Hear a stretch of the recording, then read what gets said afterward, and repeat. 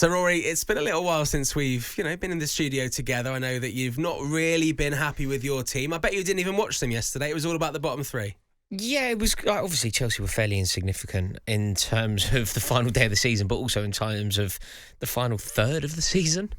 Yeah, we lost relevancy a long time ago, and that was amplified on the final day of the season. We weren't even in the conversation. So, no, it was a horrible, horrible season for Chelsea. I think I'd go so far as to say that it was Chelsea's worst ever season. I mean, it was certainly Chelsea's worst season this century. It's possibly Chelsea's worst season ever. And I know that there's been worse seasons. I know that we can talk about worse seasons.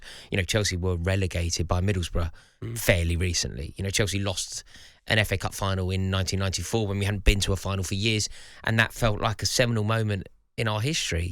Losing that final, having beaten Manchester United twice that season as well. It was hateful, but in terms of our worst ever season, if you factor in all of the metrics, expectation, ability within the squad, money spent, history of the club over the last 30 years, this season, I believe, is undoubtedly the worst season that Chelsea Football Club have ever had. We've been about, by the way, 1905, well over 100 years worth of action.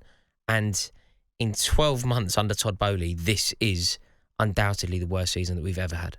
If Mason Mount goes to Manchester United, as the strongest rumour has been, you're not going to blame him for that at all. No, I don't think it's a boardroom decision, and he is the victim of idiocy at boardroom level.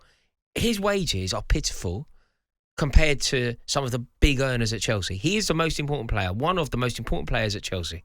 He has delivered for Chelsea for 3 consecutive seasons now. He has been Player of the Year at Chelsea for 2 seasons. Bearing in mind, he's only been about for 3.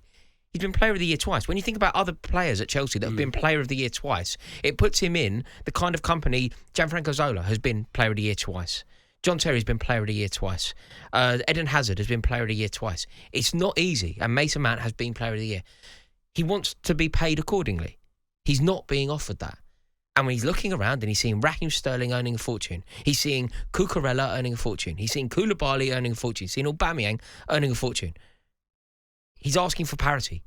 The board aren't giving him that, and therefore he has no option but to leave. It's a disgrace, but not from Mason Mount. It's a disgrace at boardroom level.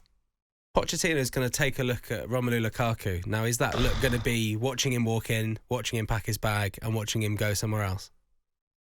That's what it should be.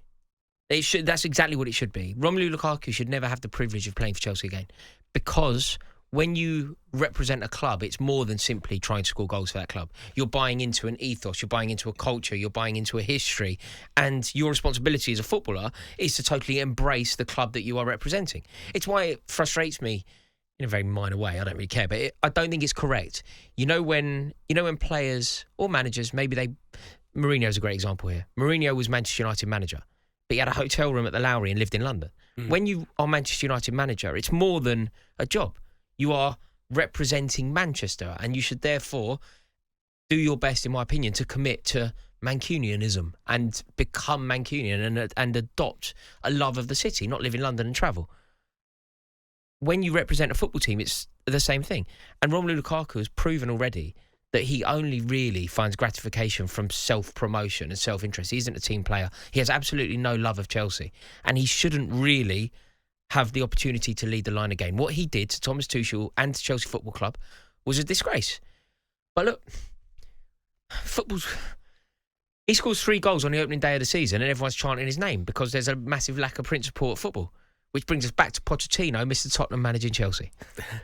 Love that. I love that. For me, as a fan of neither team, it just seemed weird that, when a manager has such a special bond with a club and it was a really sorry goodbye, they didn't really want to get rid of him, the fans, and there's still obviously a bond there for him to manage one of their rivals. It does seem But this is very interesting. Strange. You're absolutely right, John. But this is very interesting because, when Pochettino says things like, because of my love for Espanyol, I'll never manage Barcelona.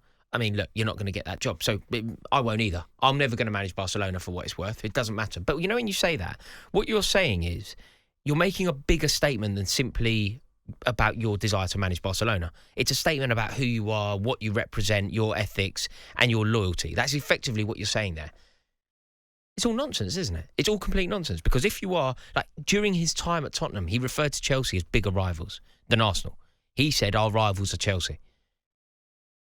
Regardless of how Levy treated him, and I don't know about the ins and outs of that, but he, I think, will feel that Levy mistreated him. If that is the case, fine. But the fans never did. The fans were singing his name until the very end. In fact, the fans of Tottenham, they turned on the players before they turned on Pochettino. They showed Pochettino nothing but aggressive support, and this is how he's repaid them. Do you think the fans will sing his name in the Tottenham stands when you go and play at the Tottenham Hotspur Stadium? You sure? No, the Tottenham fans won't. No, the Tottenham fans. No, they not absolutely. Still love him. As Chelsea, he goes back there as Chelsea manager. I still think they love him. No, they've been burned. No, absolutely not. They will not. It will be like do you remember when Torres signed for Chelsea? That really hurt Liverpool fans because they loved him so much. They showed him so much love. Yeah. And then he went back. Then he signed for Chelsea. No. When he went back there, he was booed to a hateful. I was just thinking maybe they do it just to get under Chelsea's skin because Chelsea. No. Chelsea fans will be singing his magic, immediately. Okay, Chelsea fans will be. There is one good thing about this, right? Mm-hmm. And that is that Tottenham's best manager since Bill Nicholson will hopefully win silverware at Chelsea when he never did at Tottenham. Okay, nice. We've got to talk about the timing really quickly because, Chelsea have not messed around. The season ended yesterday. They've announced Pochettino today, but have they messed around and wasted time? Because could they not have announced him ages ago? Or do you feel that actually it's good to have a fresh start and put a line under the season? Well, he's starting in July. I think he needs to get going immediately because there's so much work to do. But I imagine that he will do that. I imagine that he will be, up and running very soon. And no, I don't think there would have been nothing in it for Pochettino to come in and manage a dozen dead rubber games at the end of the season. You're only onto a hiding for nothing.